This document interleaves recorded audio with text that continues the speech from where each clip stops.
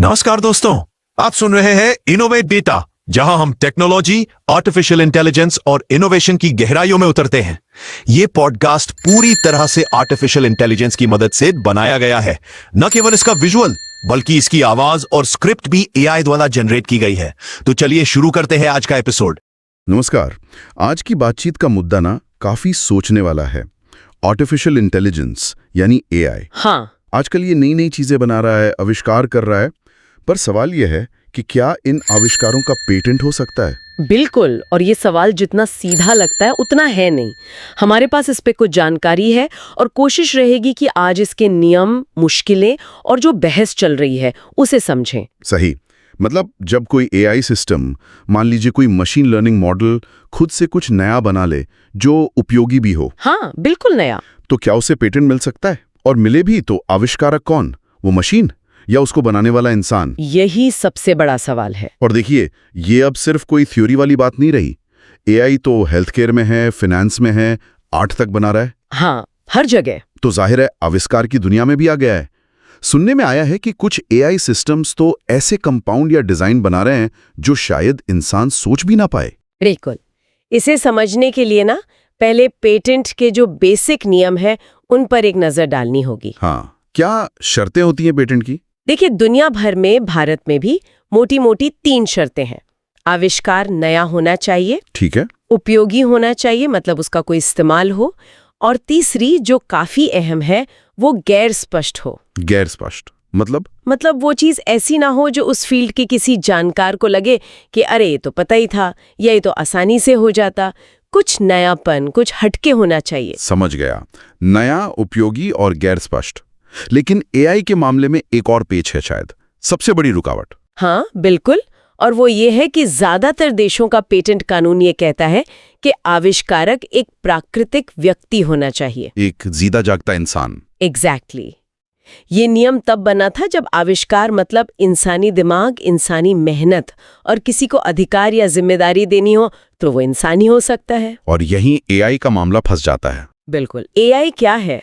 Code है, algorithm है। कोई सांस लेता हो इंसान तो है नहीं।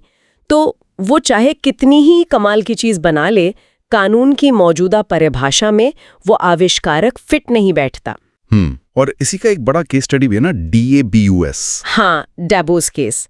ये एक एआई सिस्टम है। डैबोस का मतलब है device for autonomous bootstrapping of unified sentience. अच्छा। इसके बनाने वालों ने दावा किया कि इस एआई ने खुद ही बिना इंसानी मदद के 2 नई चीजें बनाई। क्या चीजें? एक तो कोई खास तरह का फूड कंटेनर था और दूसरा एक इमरजेंसी लाइट बीकन। और फिर उन्होंने पेटेंट फाइल किया। हाँ, और हिम्मत देखिए, पेटेंट एप्लीकेशन में आविष्कारक के तौर पर उन्होंने इंसान का नहीं बल्कि एआई का यानी डैबोस का ही नाम डाल दिया। अरे वाह! फिर क्या हुआ? क्या कहा पेटेंट ऑफिस ने? देखिए, जो बड़ी पेटेंट व्यवस्थाएं हैं, America, UK, European patent office, उन्होंने तो मना कर दिया, रिजेक्ट कर दिया। हाँ, सीधे सीधे आवेदन खारिज कर दिया। सबका तर्क वही था कि कानून सिर्फ इंसान को आविष्कारक मानता है, मशीन आविष्कारक नहीं हो सकती। लेकिन क्या सब जगह यही हुआ या कहीं और कुछ अलग राय थी? नहीं, यही कहानी थोड़ी दिलचस्प हो जाती है। कुछ जगहों पर नजरिया थोड़ा अलग था। जैसे ऑस्ट्रेलिया में एक कोर्ट ने शुरू में कहा कि आविष्कारक शब्द को इतना सख्ती से नहीं लेना चाहिए। अच्छा। हाँ, कि शायद एआई को भी मान सकते हैं। और दक्षिण अफ्रीका ने तो कमाल ही कर दिया। उन्होंने डेबिस के नाम पर पेटेंट जारी भी कर दिया। सच में? एआई के नाम पर पेटेंट? जी। हालांकि ये भी सच है कि दक्षिण अफ्रीका में पेटेंट जांच की प्रक्रिया उतनी गहरी नहीं है जैसी अमेरिका या यूरोप में होती है। तो मतलब पूरी दुनिया में एक राय नहीं है इस पर, काफी कंफ्यूजन और मतभेद हैं। बिल्कुल। ये तो हुई कानून की बात, पर एक और गहरा सवाल उठता है। क्या एआई सच में कुछ नया सोच सकता है, क्रिएटिव हो सकता है? हाँ, ये भी तो बहस है।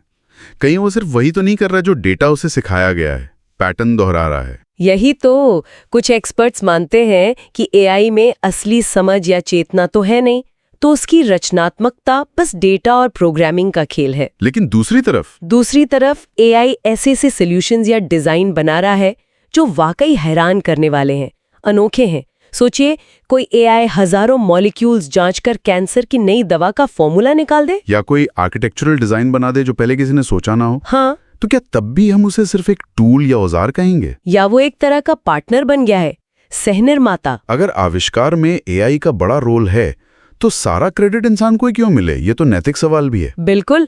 और अगर हाल की बात करें तो कानूनी पड़रा अभी भी इंसानों की तरफ ही भारी है। अच्छा, जैसे अमेरिकी पेटेंट ऑफिस USPTO उन्होंने हाल ही में गाइडलाइंस जारी की हैं।